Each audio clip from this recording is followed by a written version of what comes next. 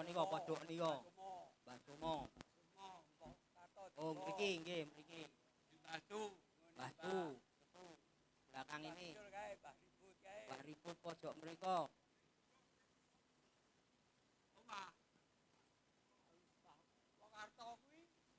Pelanggar nika. Buri, buri.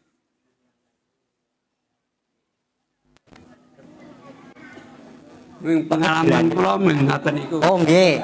Assalamualaikum warahmatullahi wabarakatuh. Waalaikumsalam warahmatullahi wabarakatuh. Nah ini saniki giliranipun Pak Mudin niki mungkin luwih cetha niki. Niki wong diwarisi cerita.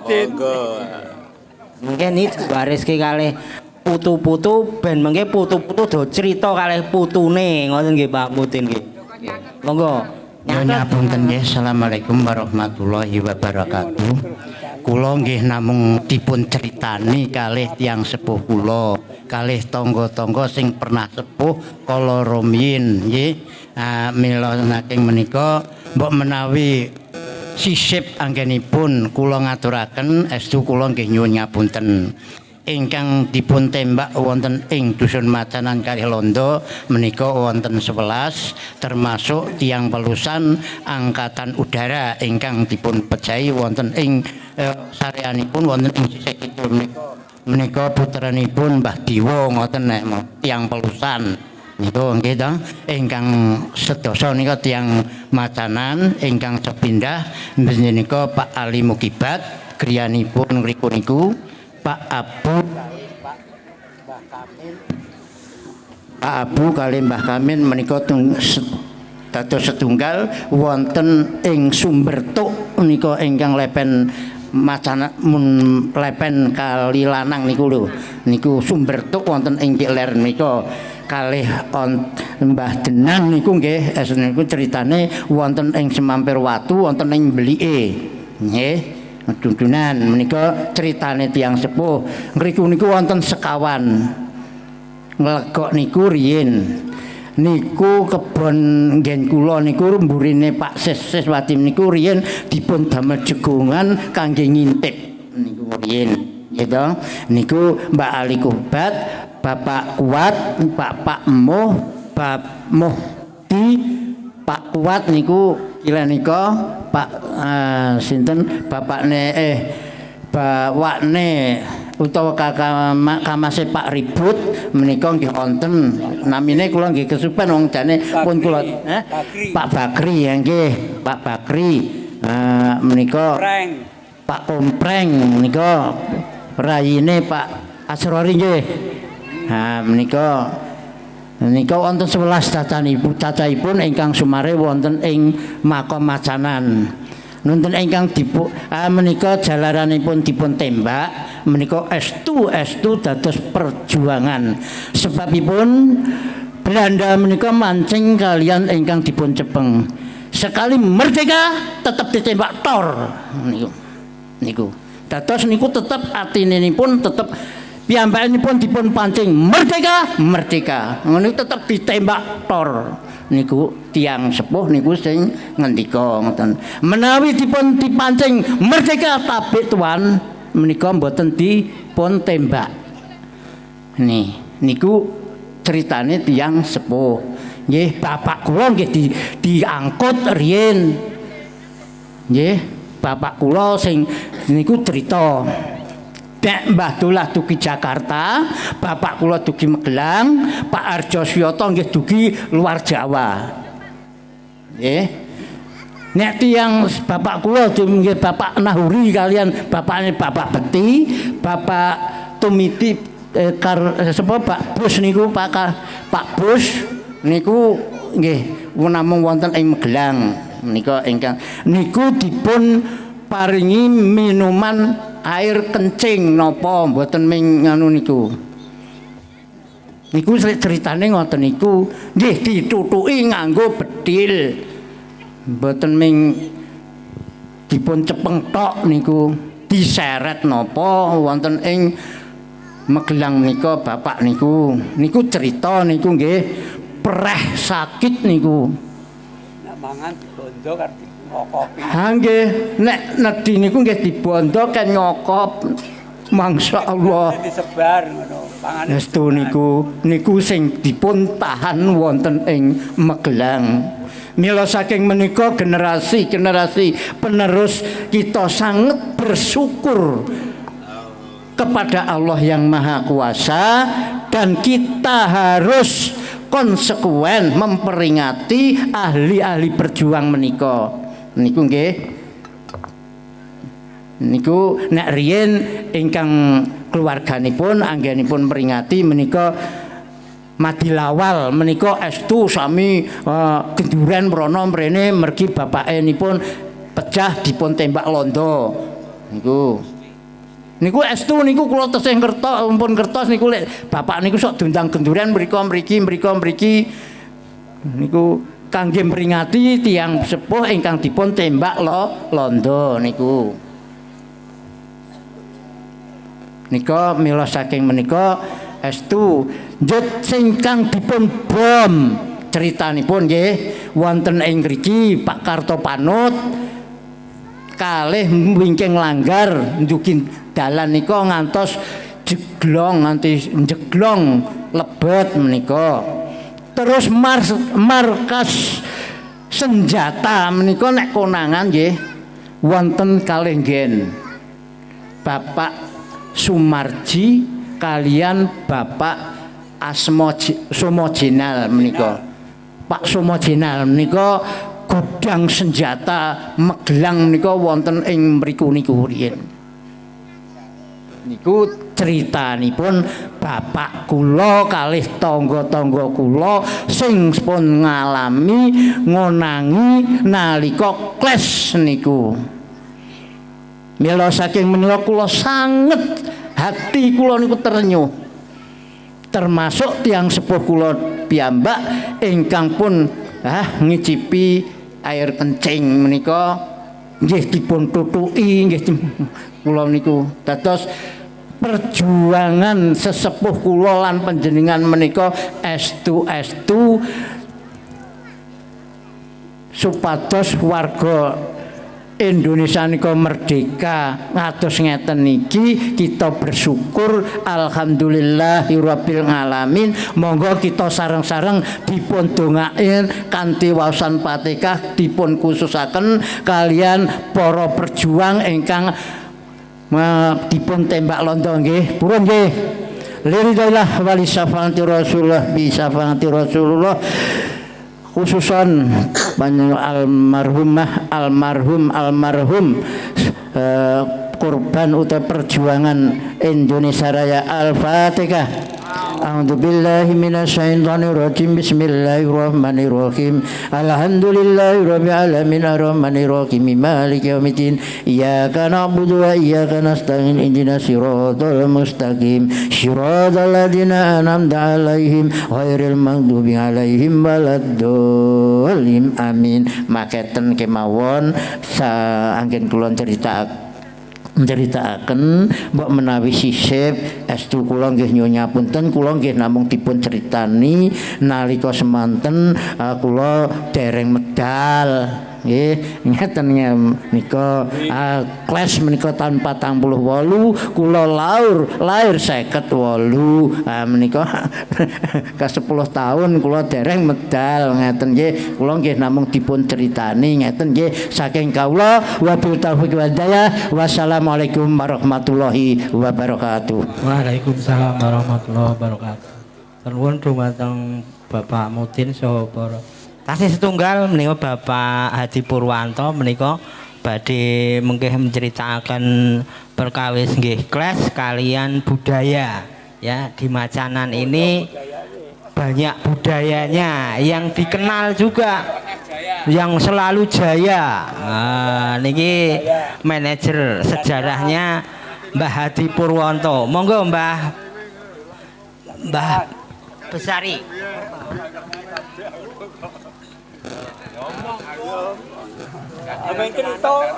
Assalamualaikum warahmatullahi wabarakatuh. Nyuwun apunten dumateng para rawuh sedaya, kula kaken critakaken bab sejarah kesenian nggih. Estunipun kula bab kesenian menika boten kertos sejarahipun amargi kula menika namung pemain. Dados Rikala kula riyen dipun latih nika mboten nate diceriosi sejarahipun ngoten nika. Mekaten desna kawigatosipun dumateng panjenengan sedaya kula akhiri wassalamualaikum warahmatullahi wabarakatuh.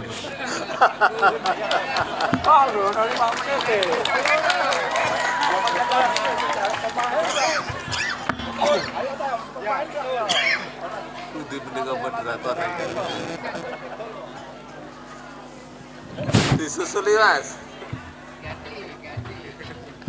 Dingapunten moderatore sek nganu kepoyo. Enten jeda kepoyo barang.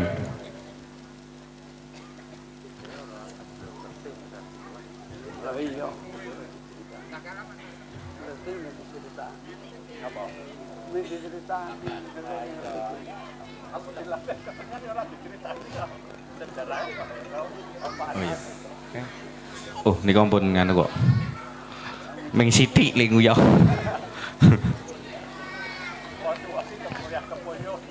Anyang-anyangan.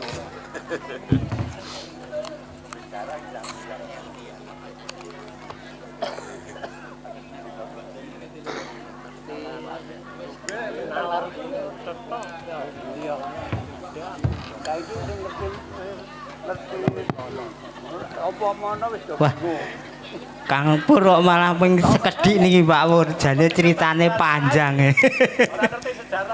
Oh, sejarah. Nggih. Ah. Salajengipun menika badhe dilanjut kalian Bapak Gati yang memperhatikan masalah sejarah. Nah, mengkih niki lare-lare nem nggih, para pemuda juga adik-adik remaja diperhatikan.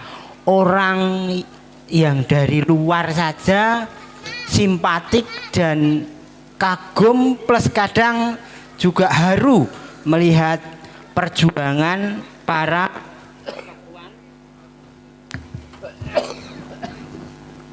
pejuang kasepuhan wonten ing dusun Macanan. Ini sebagai catatan. Agar apa? Agar nasionalisme utawi cinta tanah airnya, cinta terhadap kampungnya itu menjadi motivasi sesuk nek keluar ya. Macanan tetap bersinar ya. Nama-nama orang Macanan tetap dikenal dengan nama yang baik, orang baik semua gitu. Monggo Pak Gati dipun persilahkan. Salipun. Assalamualaikum warahmatullahi wabarakatuh. Pun tepangaken nami kula Gati Andoko. Nggih kula sampun dangu jatosipun. Nggih kula campur-campur nggih. Wonten bahasa Indonesia nih, wonten Jawa kasare, wonten Inggile, wonten wonten Jawa kabeh. Mengke ngantuk, Pak. Nah nggih. Dikira main ketoprakan nggih nggih. Saya pertama kali terngiang tentang Macanan ini sudah cukup lama. Saya berkali-kali ribuan lembar menulis sejarah, tapi begitu dengar nama Macanan yang ada di sini, mak perinding sampai saya nggak berani menulis. Di sekitar sini ada 2 dusun Macanan, yang satu di Bligo ya, dan sini. Dan waktu itu saya sempat ketemu Mas Joko Samudro. Oh ini ya, itu juga pernah ketemu kali malan jenenge Nyon Sewu.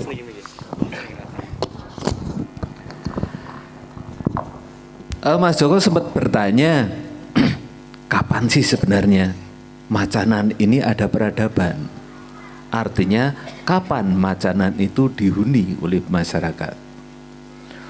Waduh, pertanyaannya jadi panjang banget ya. Saya melacaknya kan harus mulai abad ke-8. 1200 tahun kepungkur. Nah, peradaban di sekitar Kedus ini, Borobudur, Prambanan, ada 3 candi di puncak Gunung Gendol, Gunung Sari, Gunung Pring, semuanya ada candinya. Dan catatan pertama itu ditulis di Candi Gunung Ukir tahun 732, namanya Prasasti Canggal. Di situ sudah ditulis bahwa di daerah sini Zawadwipa,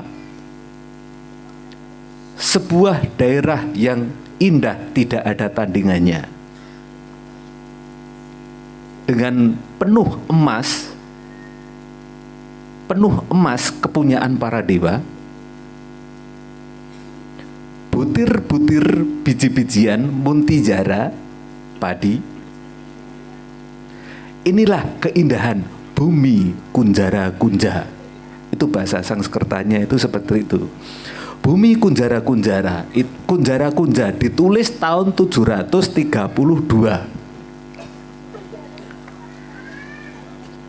Nah, di sini artinya kalau dilihat dari toponim Dusun Macanan, tadi saya sempat keliling 3 sendang Mas J. 3 sendang, dan ada batu yang ada kue ani. Dan ada petunjuk lagi di makam. Ada nisan yang itu bekas candi. Nisan Islam, tapi batunya itu bekas candi. Nah, di catatan prasasti-prasasti yang lain, di tepi Sungai Progo, Progo itu namanya bahasa Sanskertanya itu Pragia. Progo itu dari kata Pragia. Itu miniatur Sungai Gangga yang ada di India. Sementara Elo itu dari kata Elia. Elia artinya Zamuna, Gangga Zamuna, ada di Tempuran, kemudian jalan ke sini sampai Laut Selatan. Dan di tepi sungai ada catatan daerah itu adalah daerah Patirtan, dan itu disematkan di situ daerah Sima. Ciri dari daerah Sima itu ada semacam batu, itu cuman harusnya ada jodohnya itu. Itu tadi kan cuman bentuknya itu zoni. Harusnya ada 1 paket, lingga dan yoni. Cuman tidak tahu lingganya ada di mana. Cuman ada duduk aneh gitu. Dan itu saya pastikan, terlebih lagi ada makam-makam yang diambil dari bebatuan candi. Ini bisa dilihat dari mana? Dari bentuknya, tapi juga wujud batunya. Kemudian ada petak-petak bekas pengerjaan itu yang agak kecoklatan, yang sempat disimpan juga. Itu jenis batuan tuf.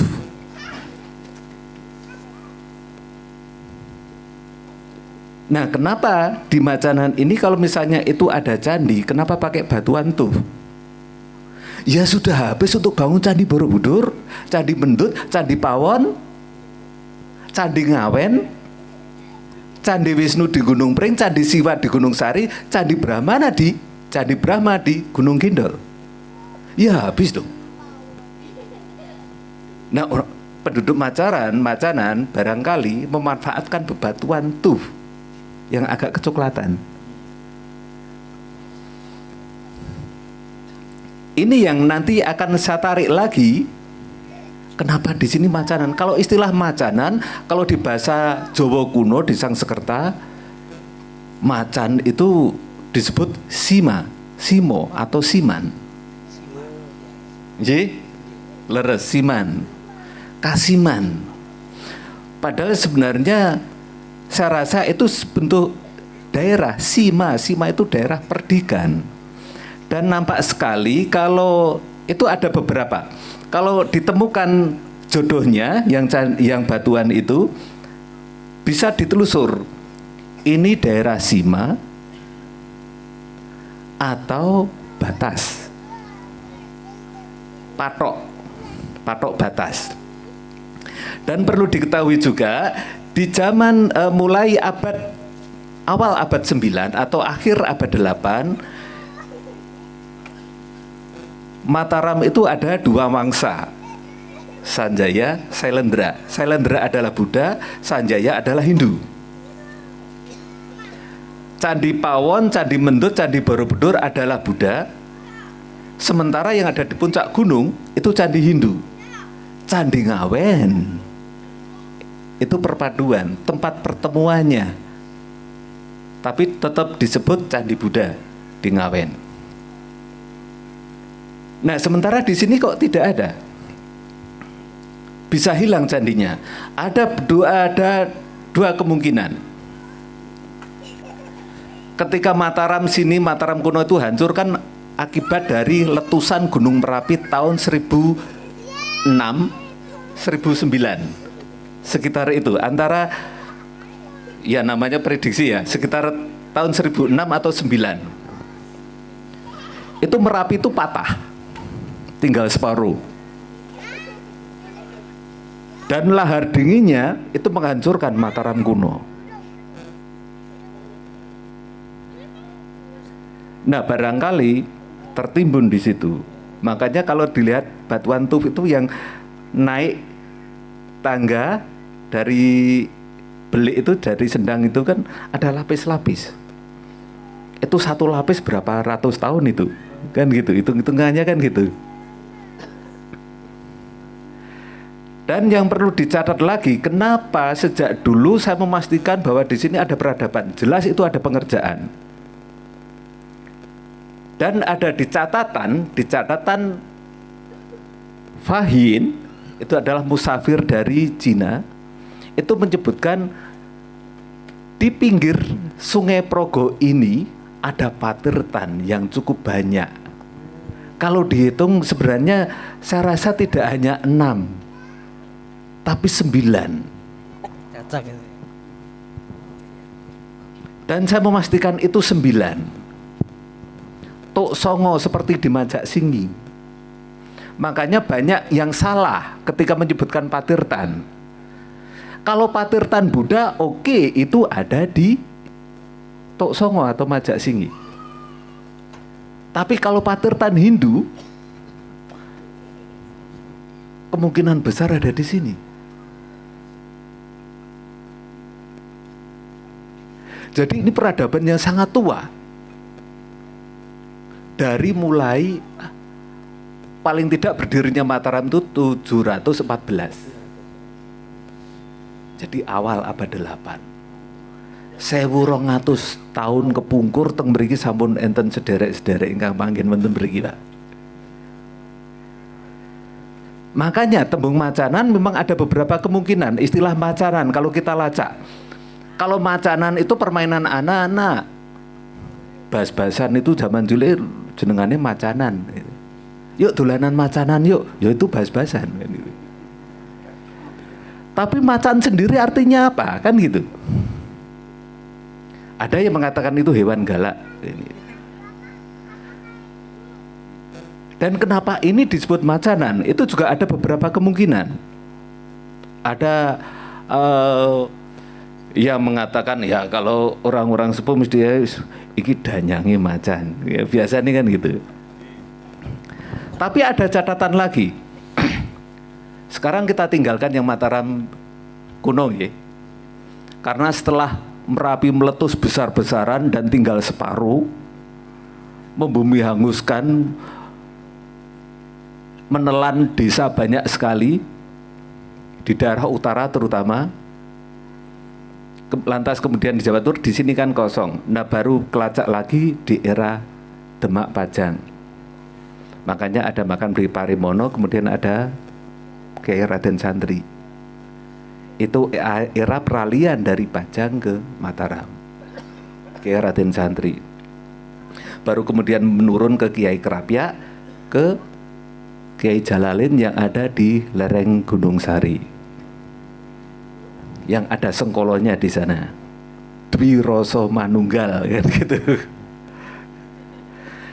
Sengkolo itu nama tahun, makanya saya tadi sangat teliti sekali nyari ini ada sengkolonya enggak ini makam-makam itu, dan saya tidak menemukan itu. Cuma kalau dibentuknya itu gaya Kasultanan era HB2. Nah, era HB2 itu ya masa kecilnya Pangeran Diponegoro.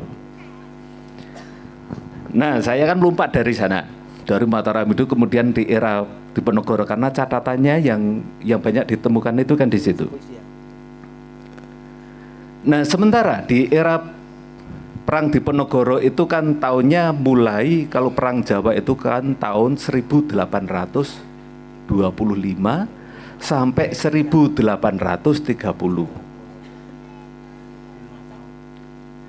Nah, awalnya kapan? Saya mencoba untuk mundur lagi ya. Yang membangun Masjid Kiai Kerapia atas inisiatif antara perintah siapa yang disantren? Itu adalah Sultan Agung. Kenapa Sultan Agung itu membangun masjid di situ? Nah, karena dalam menghimpun prajurit Sultan Agung yang menyerbu Batavia, itu tempat latihannya di Bintaro. Makanya dibuatlah masjid di sana. Terus para prajuritnya dari mana?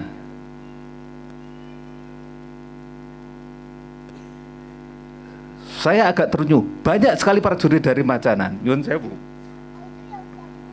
Prajurit Macanan yang meninggal di Batavia itu berapa ratus coba? Nenek moyang panjenengan sedaya meninggal. Kenapa di sini terkenal dengan orang-orang yang sangat tangguh? Nanti ada catatan lagi. Itu baru Sultan Agung. Sekarang ke era Diponegoro. Perang Jawa dimulai. Yang namanya Perang Jawa memang tahun 1825. Tapi tidak semerta-merta itu. Sebelumnya di Kedu Selatan sini, dari Macanan sampai ke Tunggeng itu sudah terjadi pertempuran berkali-kali. Yang paling besar itu bulan Januari, antara tanggal 30 Januari sampai tanggal 2 Februari tahun 1822. Menayu geger.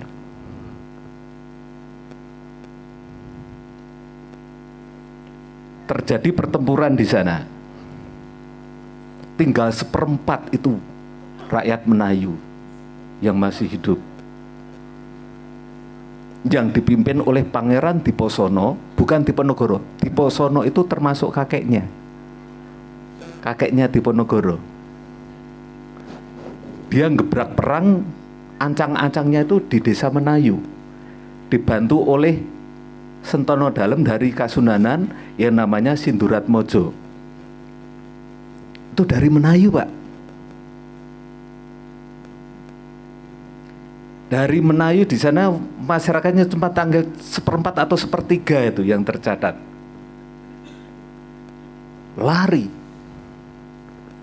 Larinya lewat mana? Ke selatan langsung nyebrang Pabelan, ke Mendut hancur langsung kena. Mau lewat ke timur sangat jauh untuk lari ke Menoreh. Lewat mana? Lewat sini. Jalannya gengar jenengan nih. Melayu ini ke Pangeran Diposono, Sindurat Mojo mereka nyebrang Progo, melompat Menoreh, tinggal menyisakan 4 orang. Dan akhirnya 4 orang itu terbunuh di Kali Salak Salaman. Itu Januari 30 sampai tanggal 2 tahun 1822. Itu awal-awalnya. Jadi perang Jawa itu mulai karena ada pergolakan di daerah Kedu Selatan ini. Istilahnya kalau Belanda itu menyebutnya Kedu Selatan. Kalau orang Kasultanan ini sudah Monconagri. Wis luar negeri. Wis kulon kali kerasa. Terus saya lanjutkan. Sebelum tahun 1825 perang lagi ditempur. Tempat pondoknya Kiai Abdur Rauf.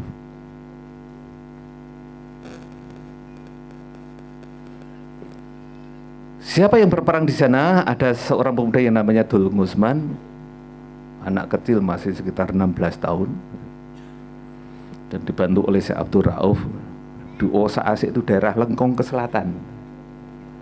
Kalau dulu namanya desanya itu bukan Salaan tapi Balaan. Balaan kalau di peta Belanda zaman itu tuh Balaan. Nah, santren itu dereng wonten, dusun santren itu belum ada. Namanya itu Bendosari atau Bendo. Bendo lah istilahnya. Itu daerah perdikan. Kalau di sini saya kemungkinan itu adalah tanah Sima karena versi Hindu. Namanya juga perdikan. Tapi kalau di sana tanah perdikan yang versi Islam. Nah, di Kedu Selatan ini ada dua daerah perdikan yang besar. Satu di Bendosari, di daerah santren itu sekarang atau Watu Jongol, sampai mepet notok Gunung Pring. Itu namanya Bendo, bukan Gunung Pring itu baru. Santren itu baru. Satu lagi di Kaweron, di Masjid Kaweron itu kan ada Masjid Diponegoro juga, tempatnya Kiai Aspio. Nah, di situ awal tahun 1825 ada perperangan di situ.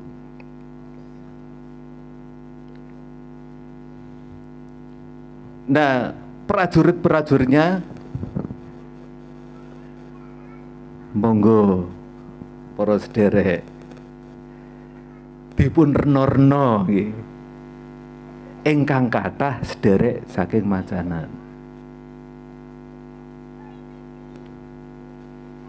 Macanan zaman Landi niku terkenal saking serentetan pakai daerah-daerah Mangiran, Minggir, Mligo, Macanan mriki niku terkenal. Daerah-daerah penyeberangan niku wong Jawa nggih wedi, segan, wong Londo nggih wedi. Sejak pertempuran di Menayu itu antara Menayu sampai Macanan sini ada pengawasan, selalu ada patroli dan dibatasi. Gerak-geriknya orang Macanan itu dibatasi. Yang ketangkap disuruh bangun untuk benteng yang dulu di SMP Negeri 1 itu sebelah selatannya itu ada lor benteng, gitu benteng. Itu dibangun oleh para tangkapan Belanda itu. Ada orang Tulungagung, ada orang Madiun, ada orang Pacitan, ada orang Macanan. Yang akhirnya diselamatkan oleh Kiai Madrangin yang sareanya di Gunung Sari. Itu awal-awal tahun 1825. Nah, sementara siapa yang memimpin? Makanya ini kok ada nisan dari Kasultanan. Ada seorang pangeran juga yang mengabdi ke Pangeran Diponegoro, namanya Pangeran Mangkudiningrat. Dialah bukan Mangkudiningrat ke-1 ya, karena Pangeran Mangkudiningrat ke-1 itu dia meninggal di Ambon ketika ndereki Jeng Sultan Hamengkubuwono II ketika di penjara. Beliau meninggal di Ambon, sementara digantikan oleh Pangeran Mangkudiningrat II yang dijanjikan untuk jadi adipati tapi gagal. Makanya dia ikut prajuritnya Pangeran Diponegoro yang menghimpun das Kaliprogo, terutama untuk yang seberang sini sungai, bukan yang sana ya. Jadi bukan yang Westprok lah, bukan yang Kulon Progo, tapi menghimpun yang daerah sini. Barangkali ini di sini, Pak, benang merahnya. Karena yang menghimpun orang-orang yang sangat disegani oleh Pangeran Diponegoro sendiri dan ditakuti oleh pasukan Belanda, itu adalah daerah-daerah di mana di situ ada penyeberangan Kaliprogo.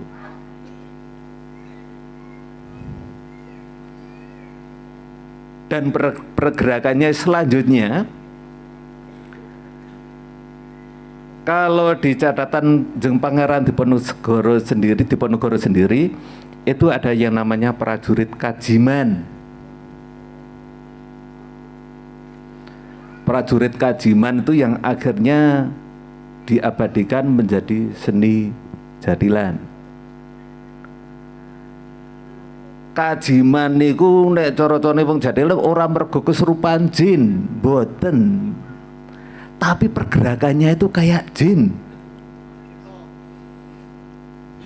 Teko ora diundang, lunga ya ora diusir, ora pamit itu. Pasukan Kajiman itu menggunakan media-media jadilan.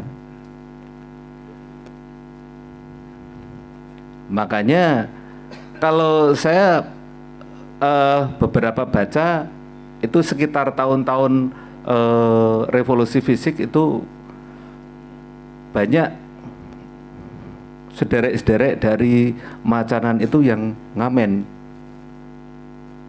ke dusun-dusun, ke kota-kota, terutama di tangsi-tangsi Belanda. Jadilan menikah.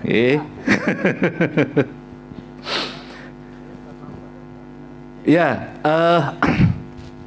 intinya begini, di era Diponegoro artinya bahwa masyarakat Macanan khususnya itu mempunyai kontribusi yang besar dalam perjuangan Pangeran Diponegoro. Diponegoro niku besar. Nek wong Macanan niku sederek-sederek Macanan yo ora cilik. Meskipun terkenal nek nyuwun sewu nggih, ampun tersinggung nih. Tiang Macanan itu zaman Londo terkenal dadi rampok, dadi maling.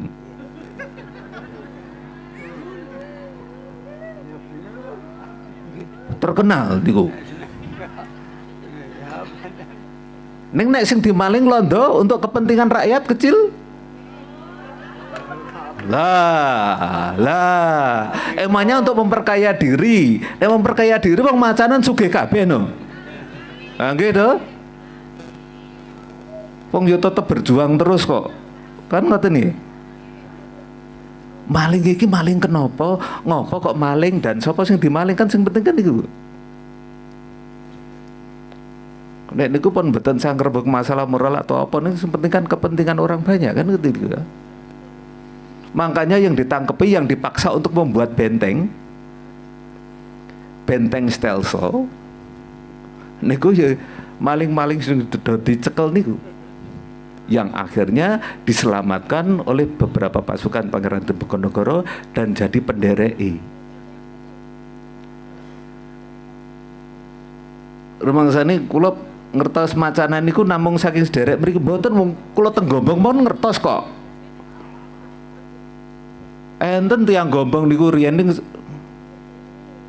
Kalau tangleti ngertos macanan, ngertos menayu, napa malih teng londo catetane niku kathah.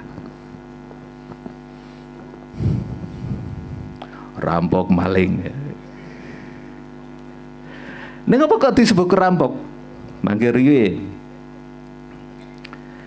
Dua daerah macanan di dalam catatan itu adalah orang-orang yang di samping disegani oleh saudara sedulur kita sendiri, ditakuti oleh Belanda, tapi juga ditakuti oleh macan. Pemburu macan. Macanan iki mboten mergi kata macane niku mboten. Ning sederek-sederek meniki pemburu macan. Lah macane nggih napa? Dipasokke teng kasultanan apa kasunanan? Niku nggih acara muludan. Rampogan istilahnya. Makanya disebut rampok. Rampogan niku saking tembung rampogan disebut rampok. Nang terus diletre dadi nek rampok iki ya nggarong, maling, ngene brahmacora ngoten niku kan. Mriki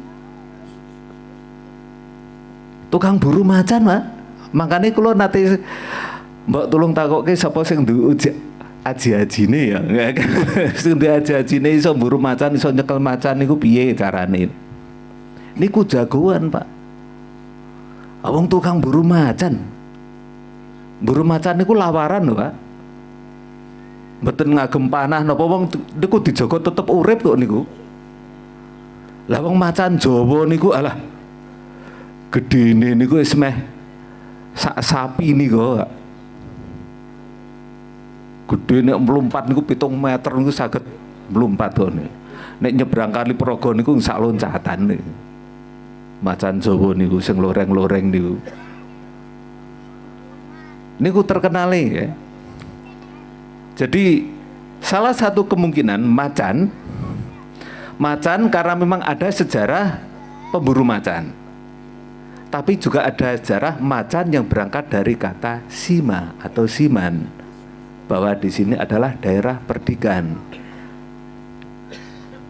Daerah perdikan karena di sini banyak mata air, jadi untuk kepentingan, karena tanah perdikan itu macam-macam.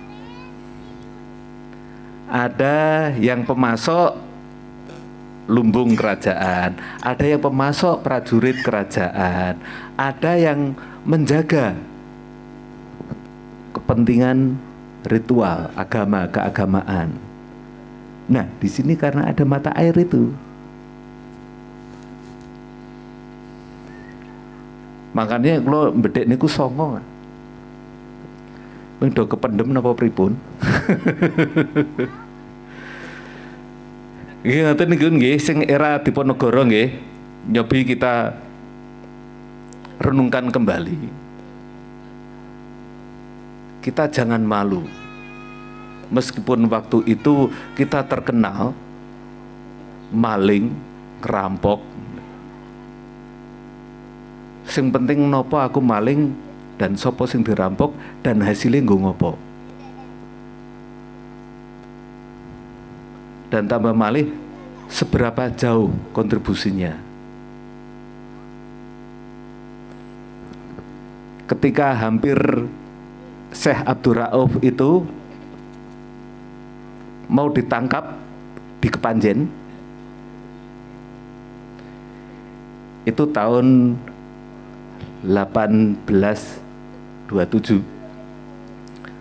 Sak sampunipun pertempuran Kalijengking ngremami,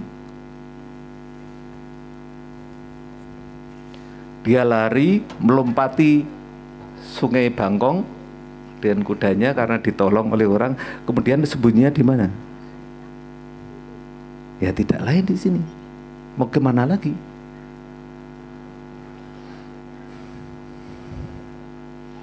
Jadi kontribusinya itu sangat besar.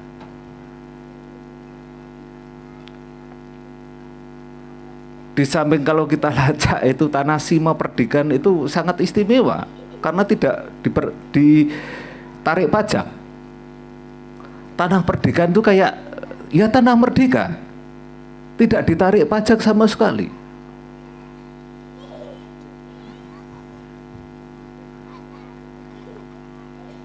Jadi itu, di era Pangeran Diponegoro kontribusi karena Macanan ini kan secara security. Nah, kalau orang-orang era Mataram Hindu itu kan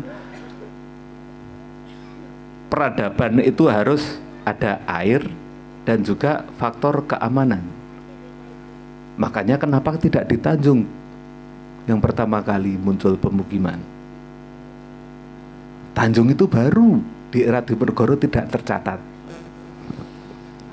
Makanya saya sempat diprotes oleh Pak Gunadi Yusuf itu. Gat, ini ngerti Muntilan apa enggak sih? Mosok dari Soka kok langsung ke Adikarta, di situ kan lewati Tanjung. Lah wong saat itu desa Tanjung enggak ada kok, masa aku tulis? Lucu. Wong Gunung Pring aja enggak aku tulis kok. Salaan juga belum ada nama desa Salaan. Kalau Lengkong ada, Balaan ada, Kolo Kendang ada, Ngawen ada, Bintaro ada, Bendosari ada, Ketunggeng ada, Kewiran, Ponalan juga ada. Ngremami iki riyen kabupaten, Pak.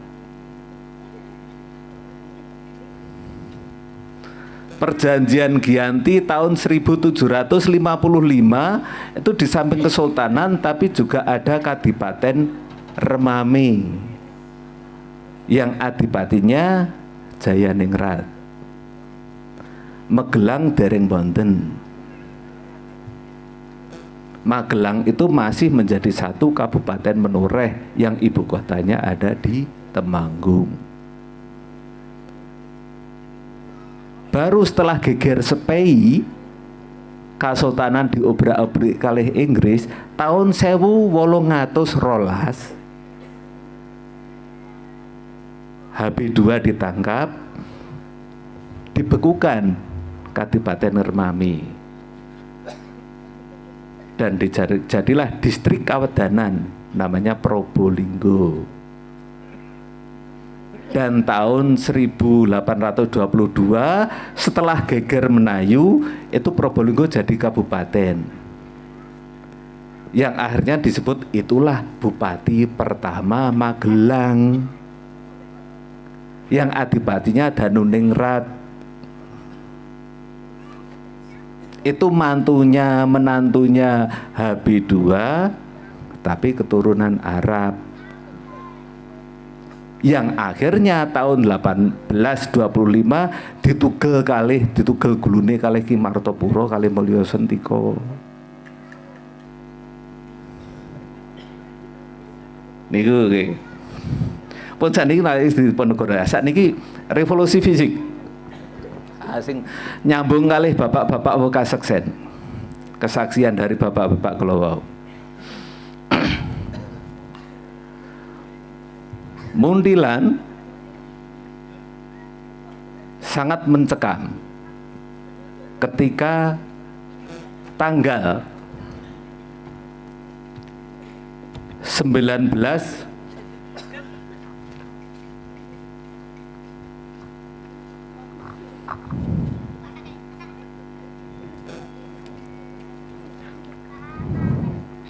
ya tanggal 19 itu kelas kedua nggih Pak Ji.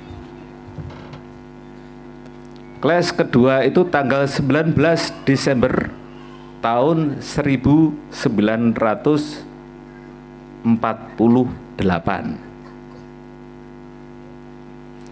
Jogja dikuasai, ibu kota Indonesia yang ada di Jogja waktu itu sudah dikuasai oleh pihak Belanda.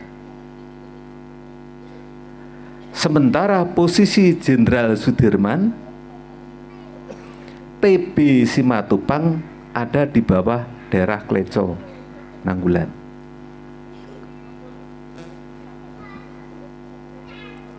Lantas tanggal 19 sore hari itu Jenderal Sudirman menerbitkan surat perintah bumi hangus. Perintah bumi hangus. Intinya bumi hangus itu bakarlah, hancurkanlah rumah-rumah atau bangunan buatan Belanda. Agar kalau Belanda menguasai lagi di sini tidak ada tempat tinggal. Nah, mencekamnya itu di sini. Tanggal 19 malam, Exodus, Muntilan itu diparuh jadi dua. Yang sebelah utara jalan itu mengungsi di Banyu Biru Ndukun. Sementara yang di bagian selatan mengungsi di Soko. Makanya nyambung kali ceritanya bapak-bapak. Tanggal 20 terjadilah itu bumi hangus. Bumi hangus, ternyata yang dibakar itu cuman sebagian belakang pasturan sama susteran yang jadi rumah sakit. Kemudian SD Gunung Pring 1 itu cuman tiangnya hangus tapi nggak bisa terbakar. Dan satu lagi, jembatan Blongkeng didinamit. Ambrol. Nah, yang bagian selatan itu semuanya ngendon. Ribuan Pak wonten Sokorini. Termasuk Kiai Dalhar.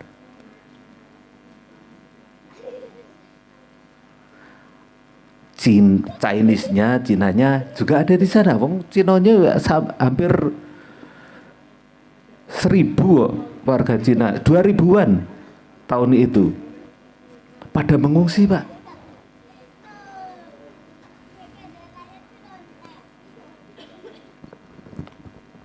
Begitu tanggal 21, tanggal 20 niku makanya enten korban Romo Sanjoyo.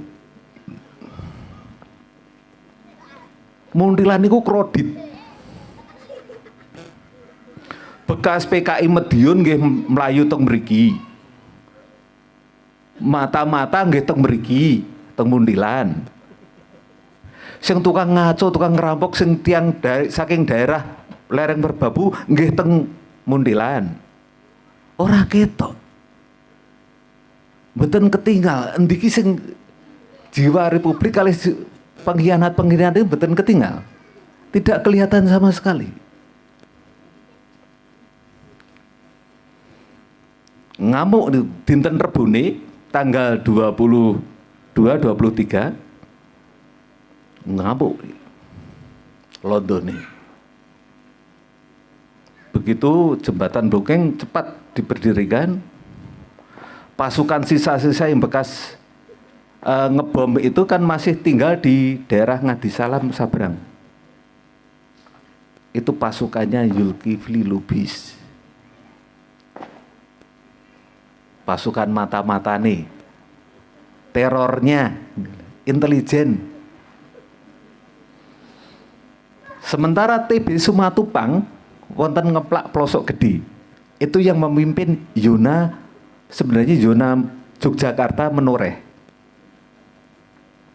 TB Sumatupang. Nah, daerah Magelang yang memimpin siapa? Kolonel Bambang Sugeng namanya. Belanda yang dari Jogja langsung gempur turun jembatan Kali Blongkeng. Wonosari diobrak-abrik dan pernah terjadi pertempuran di antara Nosari dan Sabrang. Lari kemana? Ke Ngawen di Kolo Kendang. Di Kolo Kendang terjadi pertempuran, terus kemudian beberapa lompat sungai dan dapat bantuan dari pasukannya TB Sumatupang yang ada di Ngomplak Pelosok Gede. Sementara yang terpojok larinya kemana? Dari Candi ke selatan langsung Sukorini, arah Sukorini, dari pergi jalan itu jalan utamanya. Dicegat oleh beberapa pelindung-pelindung di sana. Ada yang Chinese, ada orang Madura, saya kenal semuanya itu. Termasuk Nyun Sewu, salah satunya bapak saya yang ikut melindungi Mbak Dahar di Sokorini. Ikut, ya. Langsung dia, kamu kelalir di sini, aku tembak sekarang. Di pertigaan itu antara Ngawen itu yang notok, tusuk sate itu. Kalau kamu masuk di sini, kamu tembak sekarang. Itu salah satunya tentaranya yang sederek dari Ngawen. Lah, terus gimana nih?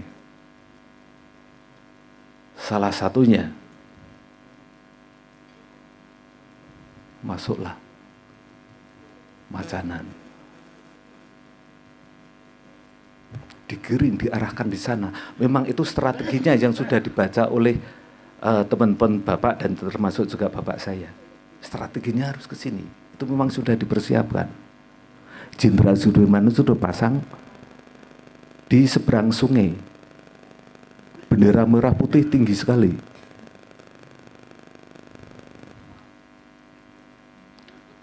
Nyun sewu.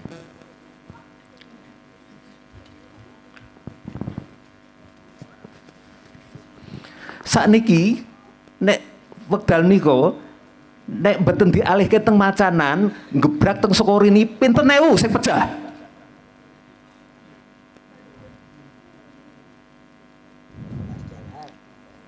Mbak Dahar ugi saged mawon pecah. Ambek sektine kaya ngopo? Pinten ewu sing pecah, nek mboten London niku langsung nglabrak mriki. Niku nggih pancingan. Sederek-sederek mriki niku sedo. Mergo nglindungi tiang ewon, bapak-bapak, ibu-ibu. Mboten namung sederek Macanan mriki, ribuan orang yang ada di Sukorini. Napa mboten bangga jenengan?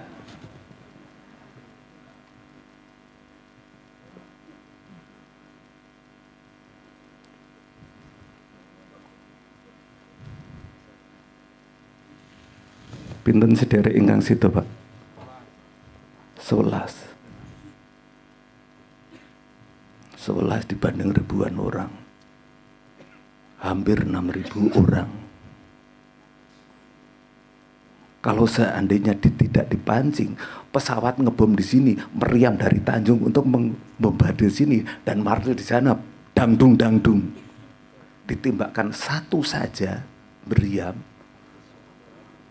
di Sokorini habis.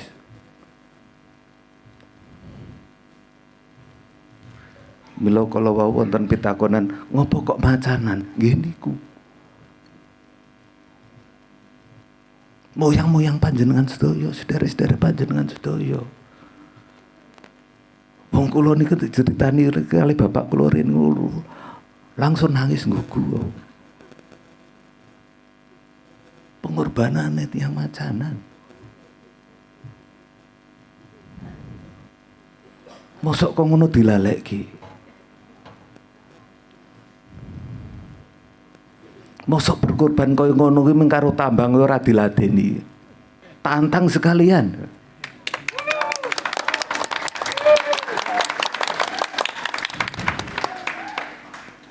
Ngadepi Londo iso nglindungi wong ribuan orang, dan yang dilindungi itu orang-orang ya bukan main. Ada Cinanya, ada Belandanya, ada Kiai Dahar, ada santri-santri Kiai Dahar, dan ada pejuang yang di sana.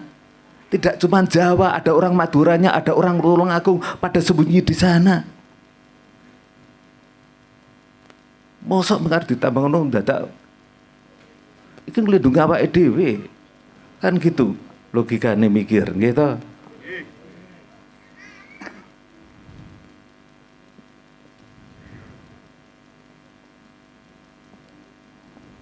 Mangkene nek saged-saged ugi manawi saran kula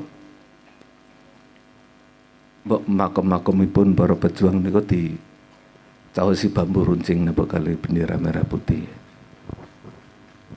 Tidak perlah wong Macanan itu semadeg karepe dhewe. Ora usah njaluk pitulungan wong ndi kan. Justru wong tiang sederek macanan dengan kesederhanaan, dengan kebersahajaan, dengan rasa kecilnya, ini bisa mampu melindungi banyak orang.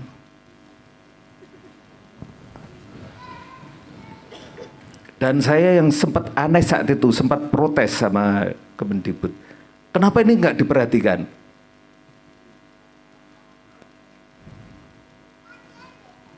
Tapi ya saya usahakan, nggak usah diusahakan. Orang Macanan tidak perlu untuk semuanya itu, sampai saya bilang gitu. 11 orang nih.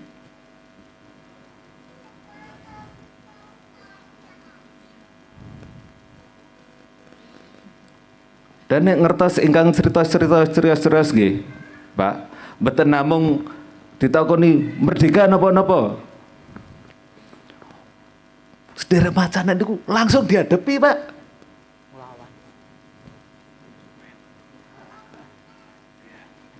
Terus pun malah mboten ngaten nek sing ingkang kula rungu nggih. Ngadepi enten nek terus saking bapak kula niku sampun siap mortir, diparani, Pak. Tembakan aku, tembak mati-mati ben karuan. Dan hebatnya, setelah Macanan dibombardir, Belanda pulang.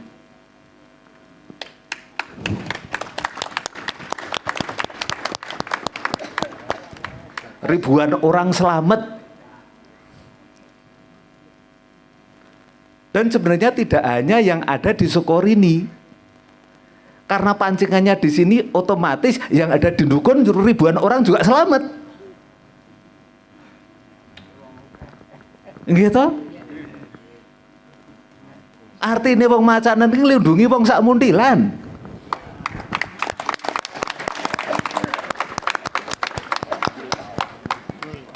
Mboten namung pejuang, mboten namung Cina, mboten namung wong London nggih enten sing ndelik kok mriku kok. Wong Jepang nggih tasih enten sing ndelik kok.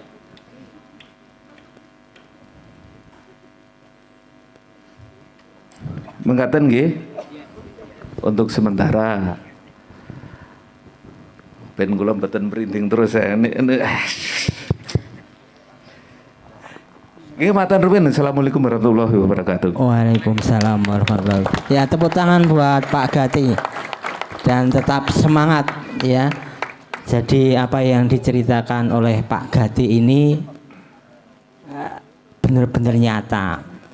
Barangkali bapak-bapak, ibu-ibu menawi saring dolan istilahnya dari sisi kanan kiri dusun Macanan, apakah ke Borobudur atau ke Salaman, ketemu orang tua yang sudah putih tuyuk-tuyuk tapi masih ingat dan tidak pikun, coba ditanya tentang sejarah. Saya pernah juga, karena apa benar Macanan itu dulu dibom, yang namanya anak masih remaja kan nggak tahu ya. Di Borobudur itu saya tanya ke orang tua, riyen pas zaman kelas niku pripun? Ya jawaban orangnya ya jujur, sing dibom niku lho, sing keluar mundulan nang montor mabure ngendhek medun mungkin tenggen lor Progo niku glung. Ya itu ngebom di sini. Gitu. Di daerah minggir mboten niku Sayegan itu juga, karena di sana ada markas ya Pak Gati ya, di sana ada markas Belanda kan di sana itu juga begitu. Saya pernah tanya di sana pesawat itu sebenarnya sampai di mana ya, ming daerah ler mriko niku pojokan gunung apa namanya Bukit Menoreh itu biar naik lagi ke sana, nggak tahu. Rasa penasaran itu menjadi semakin kuat ya di hati kita mungkin apa ya. Ya seperti yang diceritakan oleh Pak Gati tadi. Bahkan ketika ada beberapa tentara yang aktif dari Kodim yang dulu mutasi dari Pas Pampres itu sempat tanya bahwa Macanan memang terkenal dengan mata air kuno. Saya juga kaget. orangnya belum pernah ke sini tapi sudah tahu bahwa di Macanan itu banyak mata air kuno. Kalau ada sesuatu bilang saja ke sini.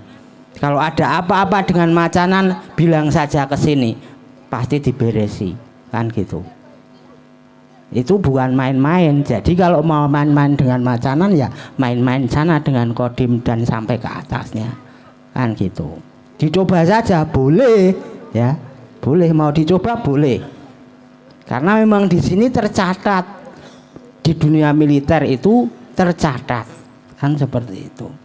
Nah itu nanti boleh ditanya kepada Pak Gati, dari bapak-bapak, ibu-ibu, terutama remaja ya, yang semangat belajarnya, yang semangat biar bisa menjadi apa namanya, ya tunas-tunas di Macanan ini, betapa heroiknya pejuang-pejuang di Macanan ini gitu, nggih. Monggo kami persilahkan untuk bertanya kepada Pak Ganti Yanti mawon. Ya, ini suasananya ben boten adem. Monggo. Siapa yang mau bertanya? Mudeng boten nih, saya tanya ke anak teman-teman remaja. Tadi diceritain sama Pak Ganti, mudeng boten? Mudeng nggih? Nanti pesan saya gini, nek sampean dolan nang daerah sing ado-ado ngono, Pak, mbiyen zaman perang kelas sing wis sepuh-sepuh lho, tapi sing wis ubanan tanya kira-kira mbiyen seperti apa. Cok podo enggak dengan ceritanya saya dan teman-teman yang mencari fakta sejarah itu gitu. Nah, monggo Pak Jono.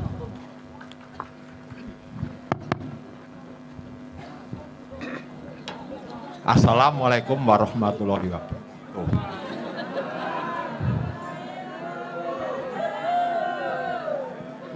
Pak Gati. Lajeng matur Pak Gati, sejatipun bambu runcing niku sing ngasih di Ujung Mundilan atau di sini. Bambu runcing yang asli itu loh. Bambu runcing sampan mau ngendi? Mungkin munculnya bambu runcing, mungkin munculnya bambu runcing. Ah gitu. Soalnya Pak Gati. Nah, Pak Gati, soalnya kula nggih pun mireng masalah kotenan niku. Ngoten. Pun sukasumanten, assalamualaikum warahmatullahi wabarakatuh. Soalnya ngeten Pak Gati niki kula nggih penting niki. Oh nggih. Asli niki. Kula asli medang ngataken kula. Nggih, jujur. Nggih. Nggih. Tepuk tangan nggih. Nanti yang pemuda yo tanya boleh ya. Nggih, monggo Pak Gati langsung mawon. Ya, kalau sejarah bambu runcing itu tidak bisa terlepas dari Kiai Subki di Paraan. Nah, beliau caranya sesepuh lah, sesepuh Kiai Subki di Paraan. Makanya jadi pahlawan nasional juga kan. Itu berangkatnya di sana, yang beranjak, yang akhirnya prajuritnya itu menyebar ke Semarang. Ketika peristiwa 5 Oktober tahun 1945, pertempuran Semarang, dan kemudian 10 November yang dipimpin oleh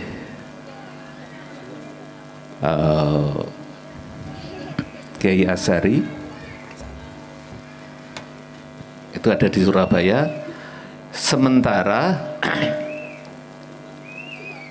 kalau Tugu Monumen Bambu Runcing itu berdiri di sana itu ya karena itu cuma reasonable saja, representatif gitu. Kalau pertempuran di sana nggak begitu besar. Yang terjadi di Gunung Pring itu di mana, di Bambu Runcing itu tidak begitu besar karena waktu itu cuma ada sekitar 5 orang yang mencoba ngobrak-abrik membunuh prajurit Belanda yang sedang naik kereta api. Dan di sana malah justru pernah terjadi berhadapan-hadapan ketika tahun 1950 antara TNI dengan TNI, tentara dengan tentara, tapi yang satu berafiliasi pada Darul Islam. Nah, kalau di sini harusnya monumen tersendiri. Makanya nek saged diusulke ya wonten monumen wonten di sini. Semoga Pak Gati. Itu harus kalau saya itu kewajiban kalau itu. Iya betul. Jadi itu kalau pasukan bambu runcing itu berangkat dari sana. Nah, lagi-lagi ya tidak mengurangi rasa hormat karena perjuangan untuk membangun monumen bambu runcing itu kan simbol bukan untuk kedaerahan tapi itu adalah Mundilan secara keseluruhan. Yang oleh beberapa orang cuma disebut Mundilan itu sepi-sepi saja padahal mencekam saat itu ya. Itu kalau bercerita tentang bambu runcing. Jadi berangkat dari Kiai Parak, dari Kiai Subki itu yang menyebar bahkan Semarang dan Surabaya dan ke Jogja. Sementara waktu itu kalau di awal-awal kemerdekaan di sini juga cukup mencekam karena terjadi pertempuran di penjara di Jagoan, Magelang. Sementara di Muntilan cuman terjadi gesek-gesekan tapi nggak ada korban, cuman ada beberapa yang luka-luka itu terjadi di sana di dekat monumen bambu runcing itu. Cuman yang lebih legendaris kalau itu di sana kan ada itu masuk di Taman Agung Ji kalau itu ya. Nah itu kan ada Desa Kewiran, Pak. Desa Kewiran itu sejak era Sultan Agung sudah ada itu. Tempatnya perwira-perwira yang latih prajurit-prajurit yang ada di Bintaro di Ngawen. Nah itu makanya Kewiran. Terus ada di Ponalan. Di Ponalan itu begitu Pangeran Diponegoro ditangkap tahun 1830 banyak tersebar. Ada beberapa yang tinggal di daerah di Kewiran itu dan namanya Diponalan. Dipo itu ya Dipo dari Diponegoro, Nolo itu jantung hati, keturunan prajuritnya mencintai Diponegoro. Itu makanya Diponalan. Dipo Nolo. Ye. Tanya Mas, itu ada yang bilang atau benar atau gimana? Pangeran Diponegoro itu ditangkap dengan Belanda itu katanya itu kan bukan Pangeran Diponegoro tapi anaknya atau kawannya. Itu di Selo itu semua juga dan pusakanya itu dikasihkan. Udah ditanya saya Pangeran Diponegoro itu benar seperti itu atau bukan. Jadi aslinya itu bukan Pangeran Diponegoro yang tertangkap, tapi kawannya atau anaknya itu ada yang bilang seperti itu. Kebenarannya itu gimana itu? Nah, niku ngatos-atos sih Pak ya. Sejarah itu adalah ilmu yang sangat terbuka, open mind.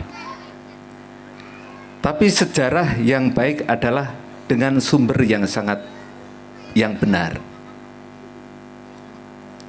Kalau pendekatan sejarah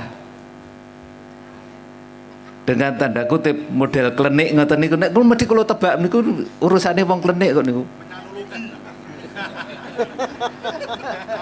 Ming goro-goro menyan karo kembang iso takon dialog karo Diponegoro. Kula niku nate didebat Pak kali tiang tersan gede. Oh saya nggak percaya kalau Diponegoro itu yang ditangkap dan kuburannya juga tidak di Makassar. Takpur saiki. Takpur. Nek aku bener cukup bayar secangkir kopi pahit. Nek jenengan salah, nek aku sing salah tak bayar 1 miliar. Kalau sediake niku. Deposito tak culke kabeh niku. Ora wani nyatane. Sapa sing arep ngomong ngono kuwi? Diponegoro lebay nek ngoten niku gitu. Jarine sono Diponegoro tak parani wis kono-kono. Sapa sing iso dialog dengan Diponegoro? Kon muncul nang ngono. Tak antemane Diponegoro ing nang Tuban nang kono kuwi. Wani mawon nek kula mboten enten urusan nek kula. Niku nek kados sinten Mas Sutarno ngono ya ngoten niku ameng tak tantang kok. Wong sejarah urusan karo klenik. Niku niki dialog teng masjid lho, Pak, nggih. Nyuwun sewu. Wong jin kok dipercaya ngono lho. Jin niku sinaune kalih menungso mboten luwih dipercaya menungsone daripada percaya kalau jin. Nah niku dadi musyrik ngoten niku. Wong jin kok dipercaya. Ambok jine kene kon teko ngene do mujud ngene mbok mujud Pangeran Diponegoro tak plathok tak sigar. Sakniki logika mawon nggih dipikir mawon, Pak. Pangeran Diponegoro niku teng Magelang berhadapan kalih Jenderal Dekok. Jenderal Dekok niku pun wong salwangsul kepanggih Pangeran Diponegoro waktu teng Kesultanan. Mosok lali? Teng Romo ngisor Simpor Gombong niku Kolonel Clarence niku perundingane kalih Kolonel Clarence. Mosok lali? Sing dados jembatane antara Jenderal Dekok kalih Pangeran Diponegoro, pembicaraannya komunikasinya lewat Ki Pengalasan. Mosok Ki Pengalasan lali karo pangerane dhewe? Lucu mboten niku? Nggih nalar mawon, Pak. Nggih nalar mawon. Pun mboten logis. Mosok ndadak kurang gawean kowe nyobaku nang kene engko ben kowe macak kowe sing dicekel kowe wae. Alah. Rembukan demit ngoten niku lho. Ampun percaya kalih urusan-urusan jin niku.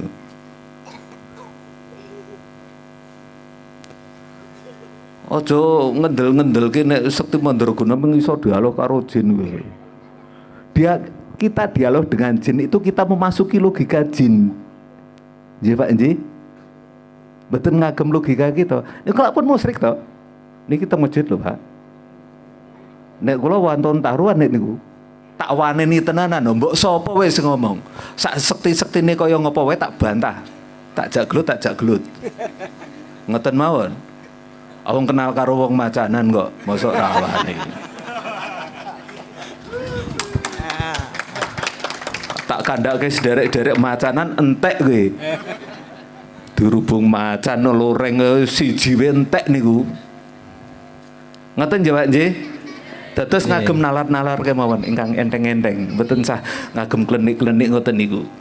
Niku ping nulung rumangsane kula nggih mboten saged. Kula nek anu nggih sok ngadem petunjuk. Ning mboten nggih sumber utama. Wong kula niku sinau ngasih dumugi landi barang menika nggih pados buku, pados data, pados teng pundi-pundi. Buku anggitane Diponegoro piyambak sendiri kula nggih gadah, kula nggih maos. Sing basa Jawa ngoten ketiga. Sing basa Londo nggih kula maos, sing basa Inggris kula maos, sing basa Indonesia penapa malih. Mosok dikalahke karo wong ming wis. Jinggo aplok ngaten mawon. Ya, tepuk tangan buat Pak Gati. Nggih, jadi kenapa Pak Gati ini bisa cerita sepanjang lebar ini? Itu memang karena datanya ada di Belanda. Jadi referensi Pak Gati karena beliau pendidik, ya jadi ya membaca buku-buku sejarah yang di Indonesia tidak ada, dan cerita-cerita dari kasepuannya, dari bapaknya, mungkin dari kakak. Mboten mengen dadi diterawang-terawang sulit ke dupo ngono ya Mas ya. Lihat dupo muncul apa. Tapi juga secara chemistry sebenarnya itu juga sering muncul sebenarnya itu. Ya, orang macanan ketika keluar itu mesti neng ngarep. Ya, saya meyakini gitu. Pasti ada di depan. Dimanapun Anda berada. Jadi jangan pesimis. Mboten sah ragu, yang anak generasi muda ini seperti yang disampaikan Pak Gati tadi, tetap semangat wong mbah-mbah newe pejuang kok. Gitu ya. Keras-kerase jadi macan, jadi laskar, ketua laskar, tapi harus takluk dengan orang macanan. Itu sudah kita buktikan, kan gitu ya. Jadi kalau tadi Pak Gati cerita tentang kenapa Macanan itu dibom, mana buktinya, sebenarnya nek bapak-bapak ibu-ibu itu teliti dengan tugu yang ada di Jabuan, itu tidak ada tandingannya tugunya itu ya, karena rudal bekase bom niku kan sing dadi pucuke. Nah, saya keliling kula nggih carane mbuktekke sebenarnya itu nyata apa enggak kan gitu ya. Teng daerah minggir itu enggak ada, cuma tugu tok. Kemudian di daerah Tempel juga ada, tapi cuma tugu tok, yang tertulis hanya yang gugur. Tapi kalau di situ karena mungkin di sini dulu memang ketemu barangnya sehingga di sana ada bomnya. Sesuk ditiliki ning dhuwure kae ana bome. Makanya Pak Lurah nggak berani untuk menggeser. Nah, ketemu sesuatu nanti barangkali kalau menggeser kan gitu. Nah, itu barangkali jadi bukti, dan seperti nisan yang disampaikan oleh Pak Gati itu juga sepertinya identik di nisan-nisan yang itu dari Kasultanan itu ada mungkin di daerah-daerah Jogja dan juga di sekitaran keraton mana itu Surakarta dan Yogyakarta. Pokoknya sing patah pala batu candi itu berarti kan makam kuno. Nah, kemudian tadi usulan dari Pak Gati tadi sangat bagus direspon. Kalau bisa kita berusaha semaksimal mungkin ya, meskipun mbah-mbah kita itu dulu ikhlas nggak dikei apa bambu runcing Pak Gati, tanda di makamnya nggak ada, sementara di daerah Sukorin itu ada, yang sebenarnya martirnya ada di sini. Kita juga setidaknya apalah nanti bisa mengusulkan kan gitu ya, mengusulkan di Macan nanti ada apa, apakah wisata sejarah atau apa, nanti ngundang Pak Gati lagi dengan suasana yang berbeda, dihadirkan para dewan atau para siapa, insya Allah bisa ya, aktif tentara aktif yang sudah tua untuk bercerita juga. Nah, itu akan semakin mempererat. Saya kira ada lagi yang mau bertanya. Monggo. Don sewu Mas Ini Bapak Iksan. Monggo. Kalau aku dipun ngendiaken panjenengan Mas Gati, kula badhe matur menika kaitanipun kalian masjid santren. Ini mboten kentu kalau dipun ngendikaken pembangunanipun kados kula nate napa mireng riwayat sekedhik nek mboten kentu menika Masjid Tiban. Lah menika kados pundi panjenengan ingkang napa menika pemerhati sejarah kaleres dalu menika saged rawuh wonten mriki Mbak Bilih saged mbabaraken ingkang langkung jelas. Matur nuwun. Nggih, matur nuwun. Waalaikumsalam warahmatullahi wabarakatuh. Kalau awalnya dongeng yang saya dengar waktu saya awal-awal penelitian, memang itu mitos nih Pak Nji. Masjid Tiban itu kalau diceritakan itu kan Sultan Agung itu pakai sapu tangan kacu yang ada bot-botane batu atau apa, terus melempar jatuh di situ lantas jadi masjid. Nah itu kan dongeng juga. Namanya dongeng itu karena di situ juga ya ini persoalannya kita harus benar-benar membedakan. Saya tidak menolak itu mitos, itu dongeng itu enggak, karena itu memperkaya sejarah, tapi bukan sumber sejarah. Kalau sejarah itu kan dibangun sekitar tahun 1636-an era Sultan Agung. Jadi karena di situ sejak Panembahan Senopati tinggal di Kota Gede. Di Kota Gede itu karena ibu kota Mataram waktu itu kan Mentau itu kan di Kota Gede nih Pak. Nah itu daerah sana itu sudah tanah perdikan. Tanah perdikan karena di situ sudah ada masjid Kiai Raden Santri dan Kiai kalau Kiai Jalalin itu tahun 1748. Itu Kiai Jalalin. Nah Kiai Kerapiak itu kan lebih dulu. Jadi sekitar tahun 1630-an era Sultan Agung ketika menghimpun pasukannya untuk menyerang Batavia. Nah salah satu tempat untuk gladen perangnya itu ada di Bintaro.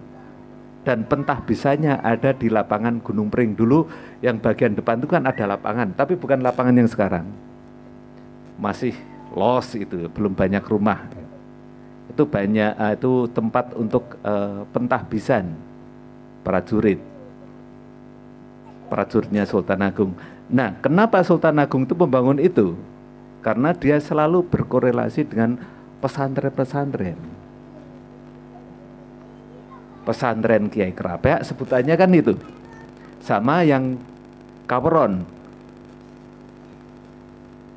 Jadi itulah sejarahnya. Jadi kalau dikatakan Masjid Iban, ya tidak apa-apa, itu untuk memperkaya hasanah sastra Jawa. Karena dibalik itu nek coro-corone wong Jawa kan sinamun ing samudono kan gitu. Jadi kita menghargai betapa kegigihannya Sultan Agung, terus betapa syiar Islam itu bisa lancar, tidak ada masalah ketika disebarkan di daerah era Gunung Pring, Watu Congol. Karena di situ ada Kiai Kerapiak, ada Kiai Raden Santri, ada Kiai Jalalin. Kemudian awal-awal tahun 1820 itu Syekh Abdul Rauf yang putranya Ki Hasan Tuko di Nggodean. Sementara Ki Hasan Tuko adalah turunan dari Amangkurat. Dia diselipkan oleh Pangeran Diponegoro untuk mengkoordinir di tempurannya, karena sempat beberapa kali pindah. Pernah kebakar dan pernah banjir. Karena tanggal 29 dan sampai 30 selama 2 hari tahun 1822 Merapi itu meletus besar. Merapi meletus besar dan kebanjiran. Itu meletus besar dan cukup besar dan digambarkan oleh Pangeran Diponegoro. Api itu, loncatan api dari Gunung Merapi sampai Kasultanan itu diceritakan sendiri oleh Pangeran Diponegoro di bukunya. Itu tahun 1822, tanggal 29-30 Desember. Selama 2 hari, gelap. Apalagi mundilan. Mundilan petengin dedet awuni kandeli iki sak dengkul katanya. Kalau diceritakan. Terus banjirnya yang tempuran, yang Siring Blungkeng, yang mepet Gunung Sari itu kayak danau. Nah, harusnya Masjid Kaweron itu bisa kebanjiran, itu cuman karena karomah dari Kiai Aspio atau Kiai Kuwaron. Kalau Njeng Diponegoro itu menyebutnya Kiai Kuwaron. Tapi namanya Kiai Aspio. Itu yang membelokkan. Yang harusnya menerjang sisi barat akhirnya dibelokkan ke ruang yang lebih, yang enggak ada pemukimannya, ke sisi timur. Makanya Blungkeng itu mengelok. Kaweron kan jedol ngetan itu. Sementara Kali Lamat itu kan juga berubah arah. Nah, itulah. Ya, yang namanya karomah itu ya. Wallahu alam lah, itu sudah kebijakan dari Tuhan, kene wis ra iso mikir kan. Mengkaten nggih Pak nggih. Matur nuwun. Monggo Pak Rosid, monggo. Assalamualaikum warahmatullahi wabarakatuh. Kepada Pak Gati, tadi sudah dipun ngendikaaken bahwasanya ketika Panglima Sudirman mengirim surat untuk mengadakan bumi hangus, nggih, betul. Terus Muntilan dibelah menjadi dua. Sisi utara mengungsi ke wilayah utara Talon, nggih. Terus yang sisi selatan ke Soko. Nah, terus tadi disampaikan juga bahwa ada semacam penjaga-penjaga untuk melindungi wilayah Soko, sampai-sampai ketika mau masuk akan ditembak. Akhirnya dilarikan ke Macanan. Begitu, Pak? Ya.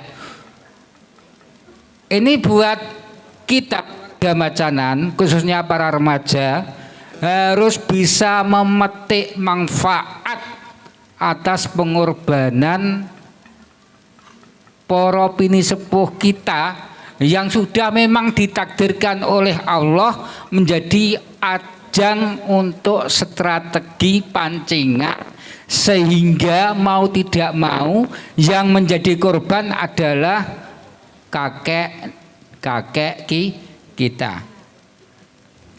Jadi memang kita harus bisa mengambil manfaat. Ini harus kita manfaatkan untuk kepentingan kesejahteraan masyarakat Macanan. Jangan sampai pengorbanan itu kita sia-siakan.